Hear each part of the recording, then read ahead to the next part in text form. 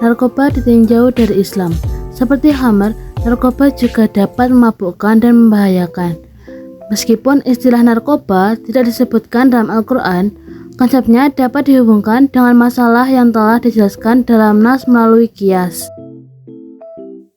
Narkoba ditinjau dari hukum Indonesia.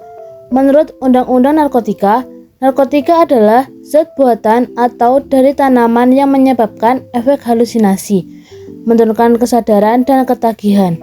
Narkoba bisa berupa zat alami, sintetis, atau semi-sintetis yang menimbulkan efek penurunan kesadaran, halusinasi, dan rangsangan yang dapat memengaruhi kondisi mental, fisik, dan perilaku seseorang.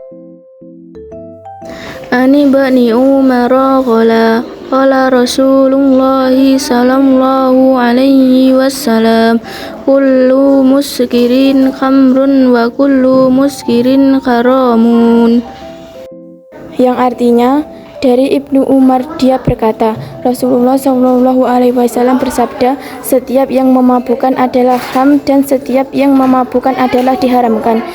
Hadis riwayat Abu Daud. Narkotika, baik alami maupun buatan, dapat memicu perubahan kesadaran, meredakan rasa sakit, dan menimbulkan ketergantungan. Psikotropika yang bisa alami atau buatan mampu mengubah aktivitas mental dan perilaku. Zat adiktif lainnya, termasuk obat, juga bisa memicu ketergantungan dan keinginan untuk penggunaan yang terus-menerus. Semua tercakup dalam undang-undang yang berbeda. Jenis-jenis narkoba yang paling umum disalahgunakan di Indonesia. Yang pertama yaitu kokain.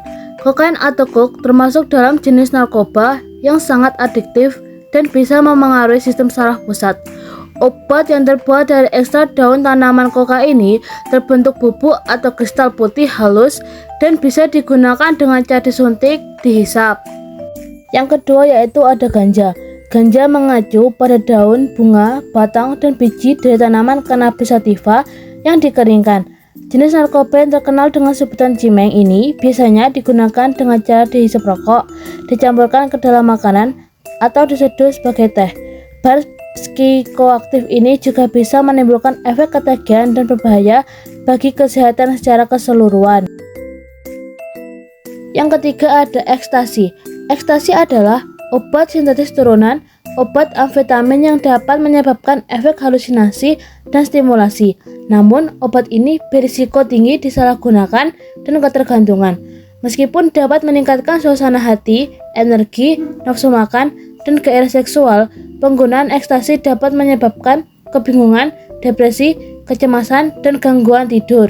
Yang keempat ada heroin. Heroin atau putau adalah jenis narkoba adiktif dari bunga opium poppy yang tumbuh di wilayah Asia, Meksiko, dan Amerika Selatan. Beberapa obat yang termasuk dalam golongan heroin dapat dimanfaatkan secara medis sebagai pereda nyeri.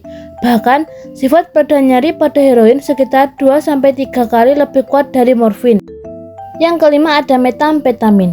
Metamfetamin atau sabu-sabu adalah jenis narkoba stimulan yang bekerja pada sistem saraf pusat dan sangat adiktif. Sabu-sabu tersedia dalam bentuk bubuk, kristal putih, tidak berbau dan terasa pahit. Dampak penyalahgunaan narkoba: 1. Menurunkan fungsi otak. 2. Menyebabkan dehidrasi. 3. Menyebabkan masalah memori. 4. Menurunkan kualitas hidup. 5. Kematian. Ciri-ciri overdosis narkoba yaitu kejang-kejang, mulut berbusa, bola mata mengarah ke atas, dan halusinasi. Cara mencegah penyalahgunaan narkoba: 1. Jangan tergiur oleh ajakan teman. 2. Bantu anak mengelola stres. 3. Minta bantuan profesional. 4. Hindari minuman alkohol. 5. Buat anak lebih percaya diri. 6. Berlatih teknik relaksasi.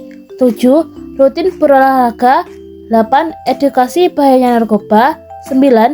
Eratkan hubungan anak dan orang tua. 10. Menetapkan aturan dan konsekuensi. 11. Lakukan kegiatan positif.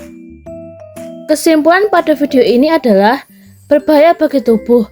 Penggunaan narkoba juga bisa mempengaruhi kualitas hidup seperti sulit untuk berkonsentrasi saat melakukan kegiatan, adanya penurunan keuangan hingga menjalani proses hukum dengan pihak kepolisian karena telah melanggar hukum yang sudah ditentukan.